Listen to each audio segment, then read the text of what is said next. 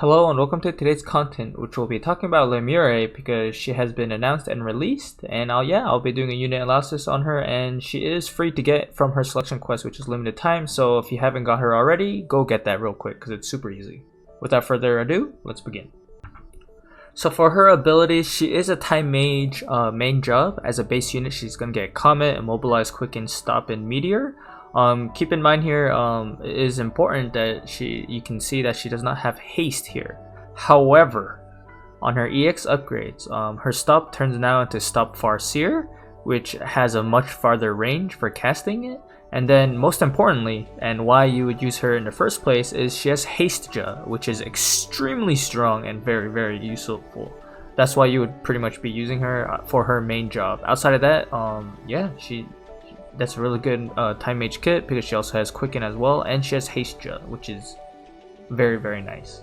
From here, for her sub job, she does have the Time Mage sub job, which is going to have, most importantly, haste here and transposition. This is going to be mostly geared towards like live PvP players because of transposition.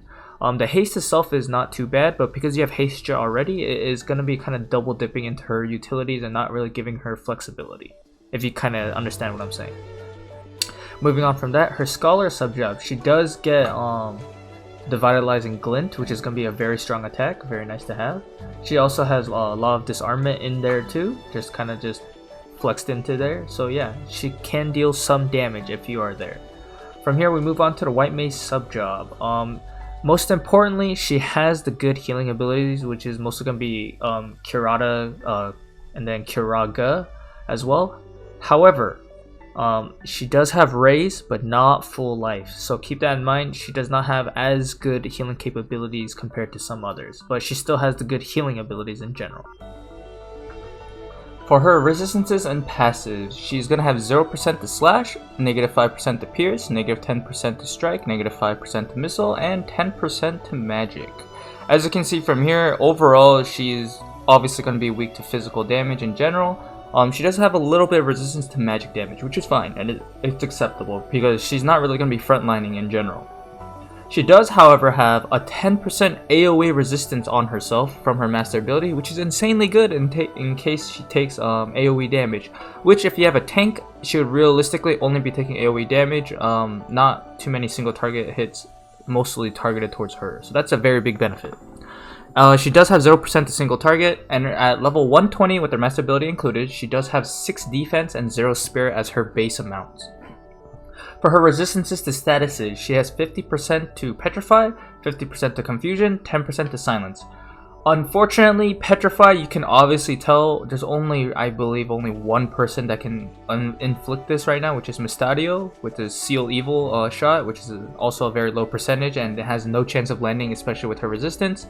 It's only going to realistically be used for that. However, for PvE against the environment and or any future things we might get that has petrify, she has resistance against it, which will be very good. But because mostly not for PvP and disable and stop still being in there, and she only has 10% to silence, she doesn't have a very strong resistances to statuses in terms of PvP. For her master abilities, she has HP 10%, Dark Attack 15, and then the AoE resistance, as I said earlier at the above, she does get 10% for herself, so that is very nice. Now, for her passives, what I would recommend, I would not really take both, but I would pick one of these between Speedcast and Knowledge Reserves. If you are going to use her Scholar sub-job, I do believe Knowledge Reserves is better only if you're going to be using the Vitalizing Glint. However, if you're just using her mostly maybe like her Time Mage Time Mage job as well as the White Mage sub-job, then I would personally use Speedcast instead because it has a little bit more value. From here, after you select one of those, I don't recommend both because there is a hard cap to casting time. There is a minimum amount of casting time that there has to be, even if you have like unlimited amount. Yeah, that's just why I would not recommend them both. I would use Scholarly Intuition, and this is mostly to increase her defense, and the accuracy not too much because she's not really focused on DPS. If she increases her defense by 12 and she has base 6, that means she now has base 18, which means she can significantly survive a lot more physical based damage. So this is why I kind of recommend it. For her niche and flex, especially if you're doing like live PvP or like you don't want to get like stopped, slowed, haste, and maybe you don't want to be hasted or quickened for some reason, you would use Null CT. And additionally, Nullified Doom, which is from March of Saints, is not going to be used too often outside of like maybe tower related stuff. So yeah, that's why those are niche and flex.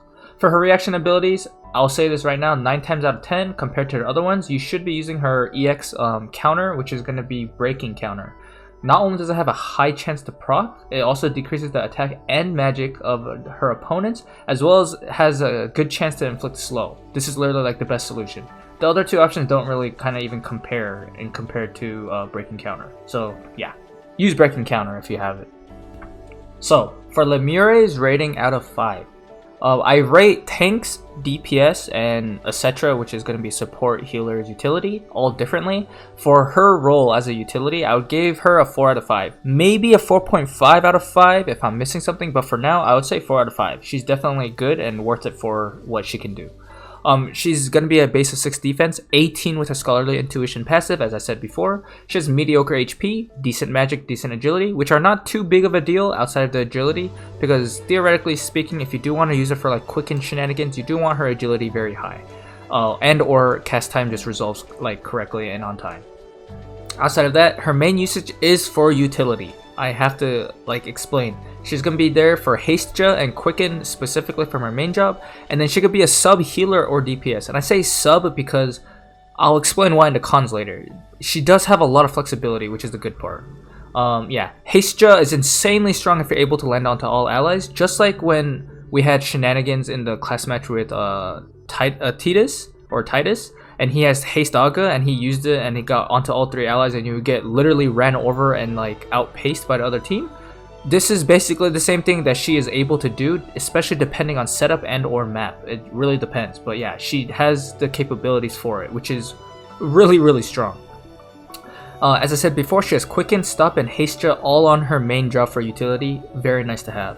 She's able to switch between a sub healer or DPS, as I said earlier, because she has the Scholar sub job, and she also can choose between the White Mage sub job. If anything, you don't even have to pick between those two. Maybe you just want her only utility and like just buffing. That can be the Time Mage sub job as well, because it does have haste. So after she's haste, she can use haste again and just keep going. But I mean, I would say I wouldn't recommend it. I would say the other 2 sub jobs in general are just better, but yeah, you can definitely pick between those. She has strong debuffs on her reaction ability. If it procs the attack and magic down by, what is it, I believe it was like 39%. That's pretty good, especially just because it reduces damage taken, and if she does survive, that means she's kind of helping in her portion of debuffing the enemy. From that, she is a free unit to obtain right now from her limited selection quest. It's not free to max her, but you can get a good amount of shards for her in general. So she's much cheaper compared to other units in general. So that's why I call her free, because you literally get given the unit for free, and you don't have to pull for her unless you miss the selection quest, and that's unfortunate. And I say free because she did not cost me 40k Visior to get Summer El Sorel. I'm so salty about that, but I have to say that. Anyways, she also has access to high damage magic attack types from the Scholar because of the Vitalizing Glint. Like, she does have strong magic attacks if she like needs it. She has the good percentage modifiers for them. She also has access to large healing abilities like Kurada and Kuraga, which are very good, and she has Raise and Protect and Shell. Actually, I did not mention here, but yeah, those are very good buffs. Her kit is very versatile enough to use all 3 sub jobs for like suitable reasons. She has Quicken and Transposition and Haste and such for like huge like RTA or live PvP reasons. It's very nice, like in terms of her flexibility. If you ever see her in like live PvP, you better pray like you find out what her sub job is quite like very quickly, because if she is a transposition sub job and she gets that not sub job but time mate sub job, and she uses transposition on her team to like literally push them forward and like insta kill you, hey, sorry, but you're dead now. But all I have to say, she has very good flexibility there. I can't wait to kind of like possibly use her in the future. I am kind of running low on materials, but yeah, I would highly recommend that for like RT and live PvP. She just has so much versatility in what utility she has to offer. And lastly, she has 10% AoE resistance at all times for mixed mitigation.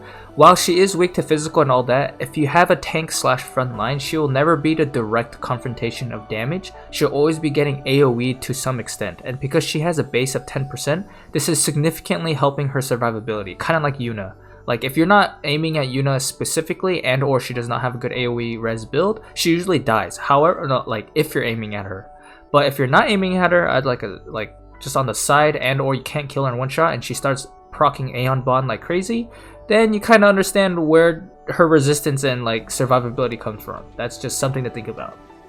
Anyways, let's go to cons and why she's not a 4.5 or a 5 out of 5. So despite her 10% base magic attack resistance, she has no spirit to back up anything else for magic attack types damage, outside of her AoE resistance obviously. So yeah, even though she has a decent magic attack type resistance, if they had like a magic slasher or like a magic missile or something, she will be taken out quite quickly. While she's able to flux into healer subjob, like from the white mage subjob, she has no full life, which is huge because of how strong and like percentage wise it's just more effective compared to Raze. Like it's just pretty big.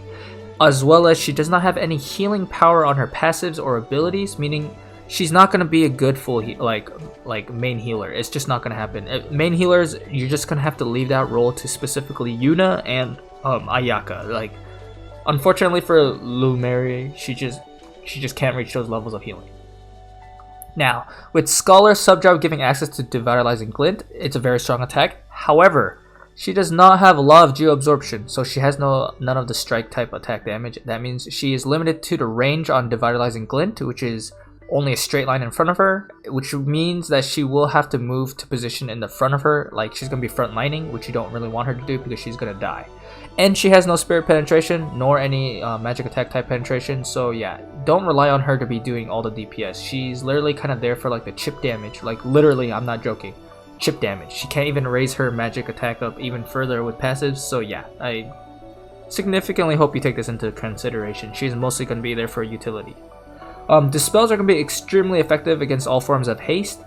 Like for example, if you haste judge your team and you're like, okay, everything should be fine, and then the other team has a sniper and suddenly you just get dispelled by all three, well, you just wasted her utility. Well, not wasted, but like you got rid of basically half of her entire kit by using dispel. So units that have Dispel in general would be very effective like this. Some units include this as like Valentine's Celir, that's not a sniper. With her Limit Break, she can remove buffs and Dispel Haste specifically. So that would be very useful. She's also vulnerable to Disable, Stop, and Still Silence. Silence, unfortunately, is not at the 50%. If you do get silenced, then she has a less chance at it, but it's not as reliable compared to a 50% resistance to it. She does have cast time, however, as we said before, she does have 2 cast time reduction passives, but that is contingent and like it's reliant on you using at least one of the passives, even though she has cast time, so keep that in mind.